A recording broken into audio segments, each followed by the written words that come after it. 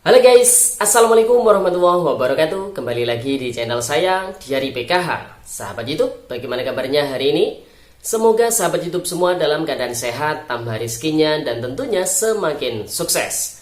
Pada kesempatan kali ini, saya akan menginformasikan kepada sahabat YouTube semua tentang akhirnya tanda-tanda pencairan PKH tahap 1 tahun 2022 sudah turun suratnya. Namun, sahabat YouTube semua harus menyimak informasi ini hingga selesai ya. Jangan di-skip tentunya supaya tidak menimbulkan gagal paham dan salah paham ya, sahabat YouTube.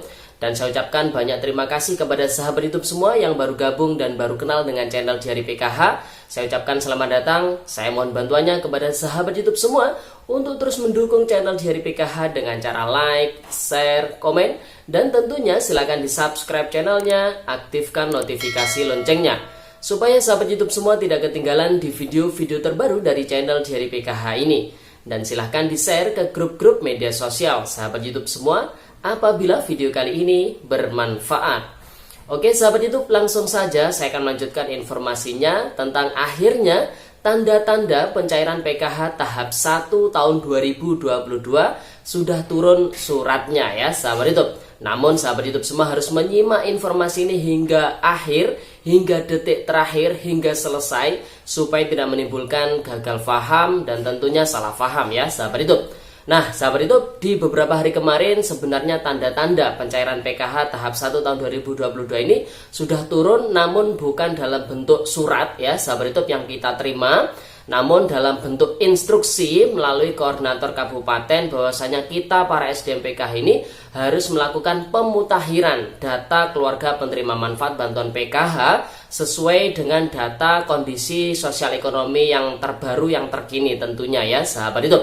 Karena hasil pemutakhiran data tersebut akan dijadikan acuan untuk penyaluran bantuan PKH tahap 1 tahun 2022 untuk menyesuaikan nominal bantuannya yang didapatkan oleh setiap keluarga penerima manfaat bantuan PKH ya sahabat itu. Dan proses pemutakhiran data tersebut alhamdulillah sudah selesai meskipun dengan deadline yang sangat singkat sekali ya sahabat itu, 2 kali 24 jam. Namun ya kurang lebih sekitar 40% sudah kita laksanakan ya sahabat itu, meskipun tidak bisa menyeluruh, minimal adalah keluarga penerima manfaat yang sudah tidak memiliki komponen PKH ini sudah kita laporkan ya sahabat itu, supaya di tahap 1 tahun 2022 tentunya bantuan PKH-nya sudah tidak bisa diberikan lagi ya sahabat itu, karena memang bantuan PKH ini adalah bantuan bersyarat sahabat itu. Nah, kemudian tanda berikutnya untuk pencairan PKH tahap 1 tahun 2022 ini ya sahabat itu akan segera dicairkan tentunya berdasarkan surat yang baru saja diturunkan oleh Kementerian Sosial Republik Indonesia ya sahabat itu, di mana surat tersebut ditujukan kepada dinas sosial di seluruh kabupaten ataupun kota di Indonesia sahabat itu. Nah, surat tersebut tertanggal 10 Januari tahun 2022 yang lalu dengan nomor 37-DI.02-1-2022 ya sahabat itu, terkait dengan verifikasi ketidaklayakan penerima bantuan sosial. Apakah perlu verifikasi ketidaklayakan penerima bantuan sosial? Tentu sangat perlu sahabat itu ya. Kemarin telah kita lakukan, para SDM PKH ini melakukan survei lapangan ya sahabat itu dengan menggunakan aplikasi Sagis secara online tentunya. Kita lakukan perekaman ya sahabat itu, dan di situ memang ada istilahnya pertanyaan ataupun wawancara terkait dengan pekerjaan ya, pekerjaannya apa.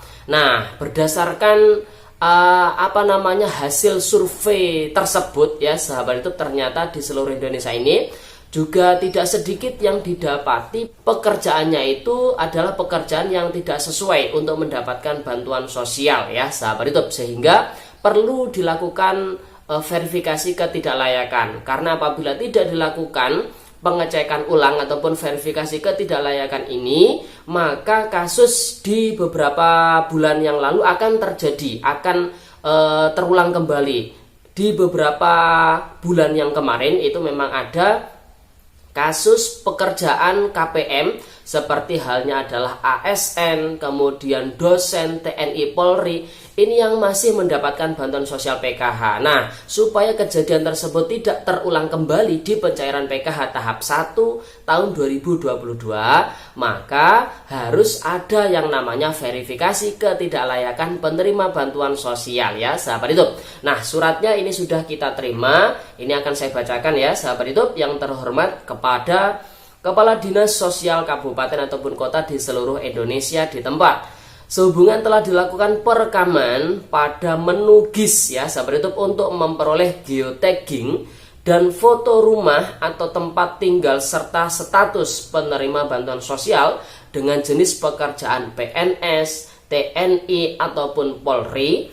Dengan ini kami mohon agar pemerintah daerah, kabupaten ataupun kota dengan menggunakan informasi geospasial dan foto rumah dimaksud pada menu GIS ya sahabat YouTube sebagai bahan verifikasi untuk menyatakan layak dan tidaknya KPM tersebut, serta sekaligus melakukan ketidaklayakan KPM dengan jenis pekerjaan PNS, TNI atau Polri melalui aplikasi 6NG. Selanjutnya mohon verifikasi dan validasi kelayakan tersebut dilakukan selambat-lambatnya adalah tanggal 30 Januari tahun 2022 melalui aplikasi 6NG dengan akun supervisor masing-masing kabupaten ataupun kota. Demikian atas perhatian dan kerjasamanya diucapkan terima kasih Kepala Pusat Data dan Informasi Kesejahteraan Sosial, yaitu Agus Zainal Arifin. Tembusannya adalah Menteri Sosial. Nah sahabat YouTube, di surat dari Kementerian Sosial Republik Indonesia ini sudah sangat jelas bahwasanya tujuan dari verifikasi ketidaklayakan adalah supaya kasus ataupun kejadian di beberapa bulan yang lalu bahwasanya ada ASN yang menerima bantuan sosial ini tidak terulang kembali di pencairan di periode bulan Januari tahun 2022. Ini tentunya sangat perlu dilakukan ya sahabat itu untuk proses validasi dan verifikasi ketidaklayakan penerima bantuan sosial melalui aplikasi 6NG sahabat itu. Apakah ini hanya untuk penerima PKH saja? Tentu tidak.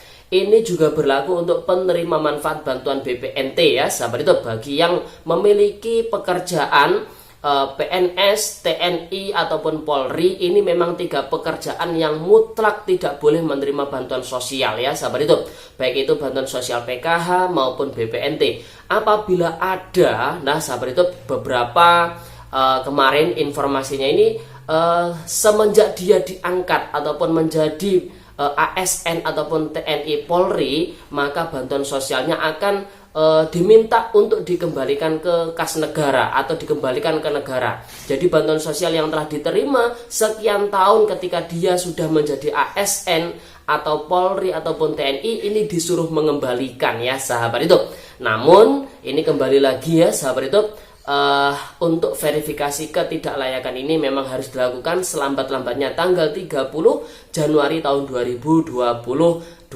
Nah, ini merupakan tanda ya sahabat itu bahwasanya insya Allah bantuan sosial ini memang akan segera dicairkan, baik itu PKH maupun BPNT, insya Allah di akhir bulan Januari hingga memasuki bulan Februari ya sahabat itu.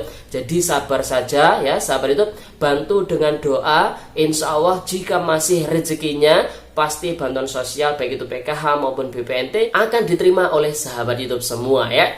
Oke sahabat YouTube, mungkin itu informasi yang saya rasa cukup bermanfaat ini ya sahabat YouTube. Semoga menjadi pelajaran, tentunya menjadi pengetahuan bagi sahabat YouTube semua, khususnya keluarga penerima manfaat bantuan PKH dan juga BPNT ya sahabat YouTube. Apabila ada bagi sahabat YouTube semua yang masih memiliki pekerjaan PNS, TNI ataupun Polri namun masih mendapatkan bantuan sosial PKH maupun BPNT ataupun bantuan sosial yang lainnya ya sahabat YouTube, segera graduasi, segera mengundurkan diri ya sahabat YouTube. Oke sahabat YouTube, itu informasinya, semoga videonya bermanfaat. Sampai jumpa di video terbaru di channel Diari PKH yang akan datang. Sekian, terima kasih, salam PKH, wassalamualaikum warahmatullahi wabarakatuh.